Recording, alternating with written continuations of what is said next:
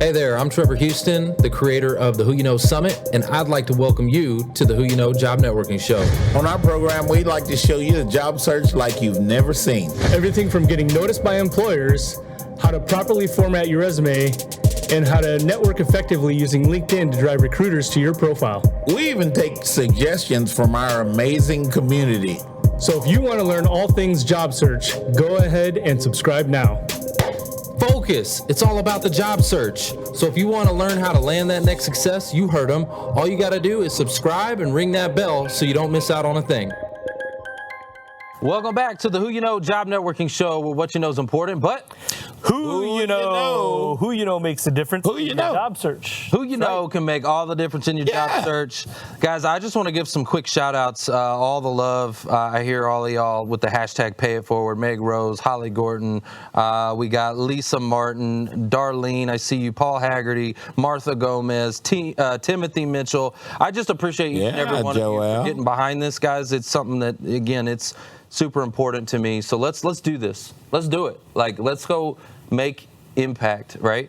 But now I want to tell you a little bit about who I know, someone else who's out there making change and helping the job seeker community. So I know Erin Thomas, and Erin Thomas helps motivated professionals find careers they love, make more money, and advance in their careers.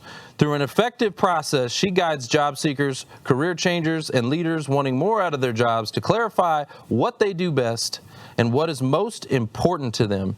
So if we can give a warm who you know welcome to Erin Thomas. Hi, Erin. Hi. Thank you for being here. We're so excited to meet with you today, and I'm excited to hear about your journey in how you started serving the job seeker community. How did you get involved in it? Why did you get involved in it? How did you get in the business of helping job seekers? Yeah, thanks for that question. Well, it's so exciting to be here with you all. So hello, and hey, everybody on Zoom and on LinkedIn. I love helping job seekers, career upgraders, career changers, leaders. I love helping them get more from their work. The average worker in the U.S. Spends about a third of their lives at work. Mm-hmm. That's about 90,000 hours. Sometimes I can't even wrap my head around how much time that is. So I feel so honored to support people to find jobs that not only that pay them well, but that they actually enjoy, that bring them satisfaction. And I've been career coaching my entire career, though it's taken sort of a circuitous route. I come from the nonprofit sector. That's where I sort of came up. I was very mission driven. I thought that if I focused my career on mission, I would find purpose and I would find satisfaction and I would find motivation. And while that did give me satisfaction for a little while, it didn't actually last. I realized, wait a second, there's more to this career purpose, this career satisfaction than just focusing on mission alone. And so that sort of propelled me to move into more purpose-driven career coaching. And I've done that in the workplace with companies. I've done it for individuals who are looking for new jobs, et cetera.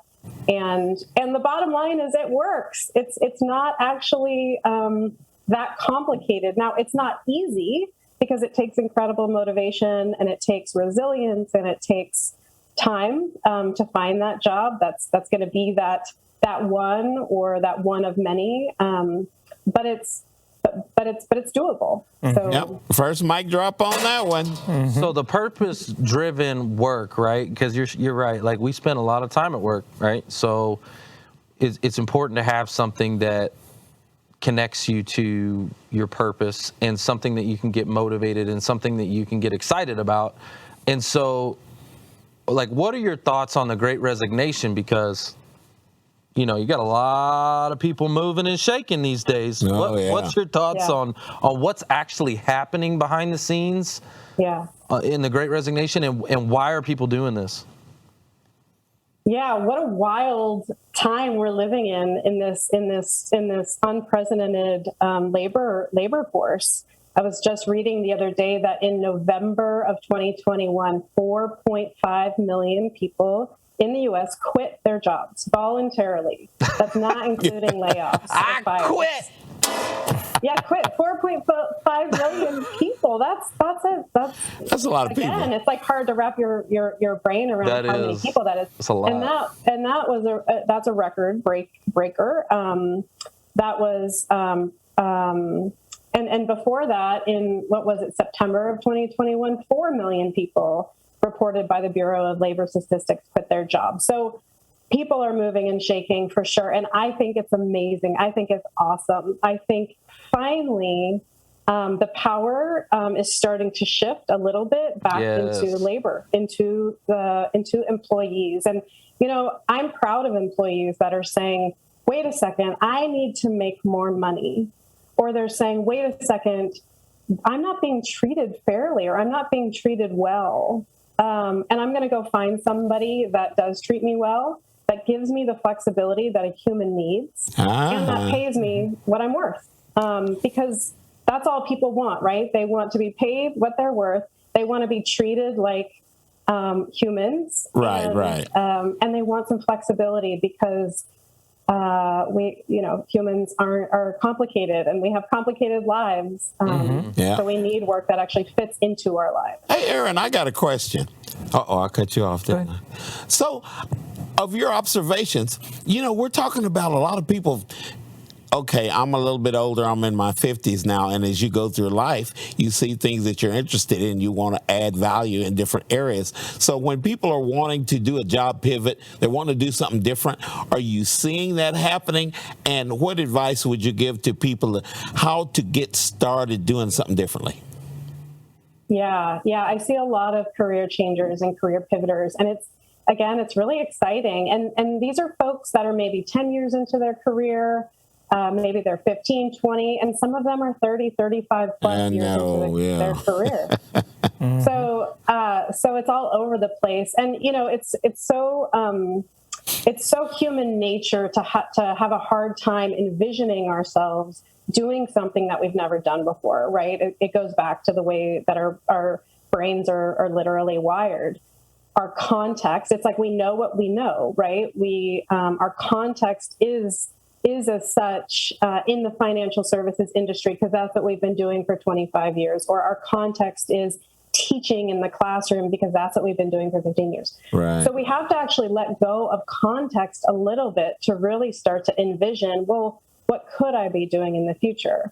Now, this can be challenging because in some ways you feel like you're sort of grasping at straws. You're like, well, I could do this or I could do that, but how do I actually evaluate whether or not that's going to satisfy me? It's going to motivate me. I'm going to have fun with it. So the approach that I use that really works, that helps people figure this out, is we don't focus on context or skills. We focus on values, strengths, and motivations. So we don't focus on skills. And when I tell people that, they're just like, wait, what? But I've been working the last 30 years developing all these skills, right? But skills are just the application of, it's the application. It's the learned and adapted way of interacting with something because the environment requires it of us. So being good at a skill, while it does speak to your intelligence, it speaks to your adaptability, it speaks to your ability to learn and to do these things. It doesn't necessarily speak to what's going to motivate you or satisfy you. So we sort of try to detach from context, and we really look at values. And so values, right? Foundation of our house. Values are what is most important to you at like a really core, deep level, right? Like, I'm not just saying like donuts are important to me, or they are because they're delicious. Exactly. But I'm saying like truly like what is your orientation in which you see the world? Can you give us an example of that? Like an example of, really going deep, because that's what you're doing. You're really going deep, which I love. I think it's super important to connect those. But can you give us an example of that? Maybe someone you've worked with recently? Yeah. So an example of a value that I see often is integrity. So, integrity, we might all say like, oh yeah, integrity is important to us, or yeah, we respect integrity. But if we start to like really go deep and peel the layers, there are some people where integrity is everything, and it guides their decisions and their behaviors. So it guides their decisions and their behaviors. It guides the way they're not only going to show up in the job, but it guides their happiness, right? When they're around people who aren't actually doing the right thing when no one is looking, that's sort of how I define integrity, doing the right thing when no one is looking. When they're around people who aren't doing that, maybe it's like in a highly politicized environment, or maybe it's in a very toxic corporate environment. It's like over time, it creates so much fatigue. It can impact mental health. It can impact physiological health. I mean, it's like really, really destabilizing. So that's sort of just one example of a value that then can be seen in how you decide. How would you align that though? Like, okay, I love what you're saying, and I'm following you. I'm tracking. I'm trying to. Okay, so I can totally see where, okay, if integrity is something that is a hot button for me, here are a bunch of places I definitely don't want to go. Is there also a key indicators to find out where I do want to go, right? Like, is there a way to find that map? Because I know you talk about the career roadmap. Is it, okay, I don't want this, but how can I align it to find that roadmap to what I do want? Yeah, so you create that roadmap through, or you create what I call, it's like a very basic career criteria checklist. And that is comprised of your values, your activated values, the values that you can sort of translate into the characteristics of a job or of an environment. Similarly, and you do that with every single value. Similarly, you do that with your strengths. So your strengths are, what do you do best in the world? Not your skills. I mean, skills can be aligned with strengths, but your strengths, truly, like, what do you do best in the world? Is it through relationship building? Some people are just, those people who you're just like, damn, you are so socially literate. Like, you're meeting me exactly where I am. It's like you can read my mind, right? There's these empathetic strengths, or like there's other people who just know how to get things done. So one of my core strengths is I am an activator. I know how to move work forward. I know how to get those things done. Right. So it's, what do you do best? So it's been translating what do you do best into the characteristics of a job and an environment. And then lastly, through your motivations, you do the same thing. So motivations are tricky because they're harder to understand on our own without some help from psychometric analysis or tools or other folks. But motivations, there are two types of motivations, right? There's implicit motivations. Those are the ways in which we find motivation internally. And then there are extrinsic motivations. Those are the ways in which we need others or the environment to motivate us. Extrinsics are the ones that we go towards all the time when we think about job. They're the salary, they're the benefits, they're the bling, right? They're the carrot. But the implicit motivations are the ones that actually create an unlimited amount of positive emotions at work. These are the ways in which we are motivated to behave. So again, and these can be like very tactical, like, so for me, for instance, I like to move fast. I can move fast. I'm super efficient, right? I'm motivated by results. I'm motivated by that end result. And so therefore I can assess my behavior and see, therefore I move really quickly. Yeah. So you come up with this amazing checklist that actually seems sort of simple, but it's not simplistic. It's super sophisticated because it is everything that you need in a job and in an environment that is going to leverage your natural talents. It's going to enable you to behave in the ways that are motivating for you. It's also going to give you what you need to be motivated extrinsically, like the salary and the benefits. And it's going to ideally align with your values, and or if it doesn't align with your values, allow you space and time outside of your career to embody those values that are so important. Erin, one of the things that I'm hearing is, and thank you for sharing, but one of the things that I'm hearing, and maybe to summarize, is being adaptable, but sticking to your values and adhering to those, not compromising on your values to find a role that you fit in, not that you should have to change to fit into, right? Yes. And so can you talk a little bit about that? Because there's so many people that I think feel like they have to be somebody different in an interview, in a job role. And so that's what I'm hearing you say is be yourself, adhere to your values, be adaptable maybe in other ways, right? Are you saying they're faking it? Bunch of fakers? Not necessarily faking it, but just maybe over-adapting. Yeah, right? Yeah, over-adapting. That's a good term. Yeah, I mean, we're taught to over-adapt, right? We're like implicitly and explicitly from like the time we're 0, right? We're taught like adapt, be what others need you to be so that you can succeed. And sure, that might make you some money. It might, you're going to get to a point where it's probably not going to create more success, or, there's got to be a ceiling to that. And it's so tragic because it's missing out on like you, like the real you. Yes. And so, the days of like finding a job and like selling yourself and just adapting to whatever job is out there, you're not going to be happy doing it. You're not going to make that much money doing it. You're going to be, and even if you do make good money, you're going to be miserable at home with your family or with your friends. I mean, it just. And now you got 8 million people in a span of like 2 or 3 months that have quit their job. I mean, 8 million people. We're in Dallas, Fort Worth. That's the entire city quitting their job. Yeah.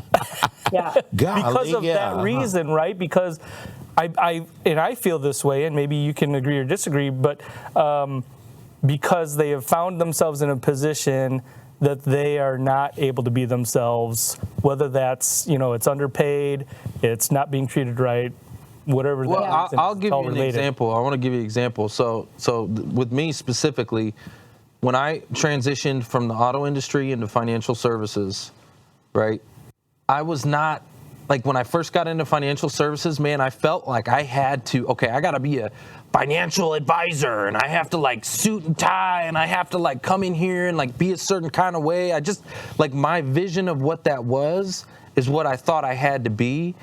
And I was not being me, right? Yeah.